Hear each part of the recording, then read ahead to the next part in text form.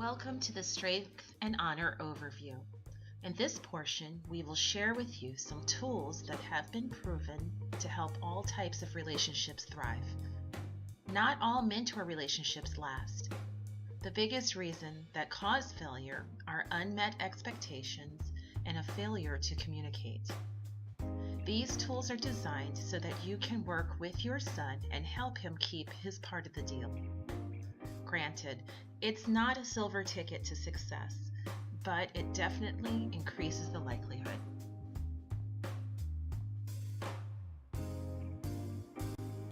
The first tool in your toolkit is to get acquainted. Work with your son before the initial meeting.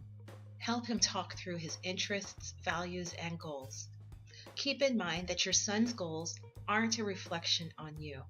It's okay if his goal at this point is to be a gamer and his interests are knock-knock jokes. His goals and aspirations are what we're after. Avoid the real temptation of telling and guiding. Instead, practice listening and affirming what's important to your son at this point in his life.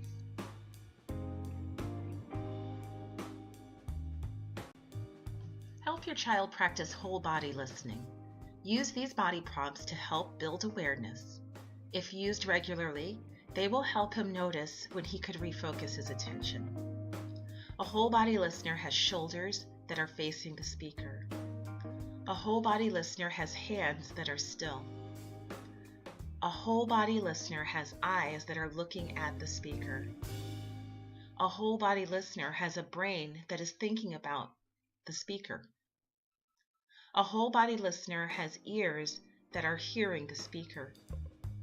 A whole body listener has feet that are calm. A whole body listener has a mouth that is quiet. If this is practiced with your son, he's on his way to being a great listener. Poor communication is one of the reasons mentoring relationships fail. Your son is only one side of the equation, and most of the responsibility in this area falls on the mentor. But here are some tools that will help your son explain how he's feeling. According to Dr. Gail E. Joseph at the Center for Evidence-Based Practices for Early Learning, many children are either happy or mad and miss all the subtle gradations of feeling in between because they do not have labels and definitions for those emotions. A large and more complex feeling vocabulary allows children to make finer discriminations between feelings. It also allows for better communication about how they're feeling on the inside. Having a large emotional vocabulary allows children to engage in discussions about their experiences, their personal experiences in the world. There are many helps available online and at your local library. I'm going to highlight a company, Funny Feelings. Their website is highlighted on the screen that has posters, flashcards, and even a phone app, all geared at increasing emotional literacy.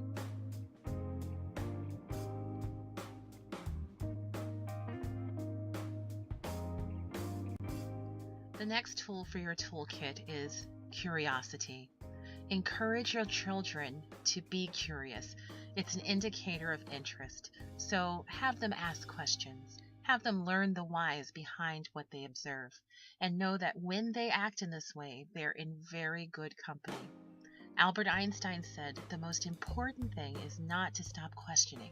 Never lose a holy curiosity. Outlook is everything. Training your son to list the positives at the end of a mentoring session will help set up a healthy outlook.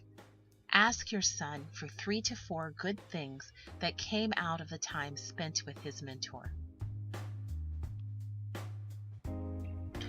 Your final tool to help your son is to encourage him that he is enough. Let him know to be himself. Don't hide or pretend to be someone else. Your mentor wants to get to know the real you. You can share this quote with your son from Bruce Lee. Always be yourself. Express yourself. Have faith in yourself. Do not go out and look for a successful personality and duplicate it. This concludes the Tools for Engagement portion of the Strength and Honor overview. Thank you for your attention.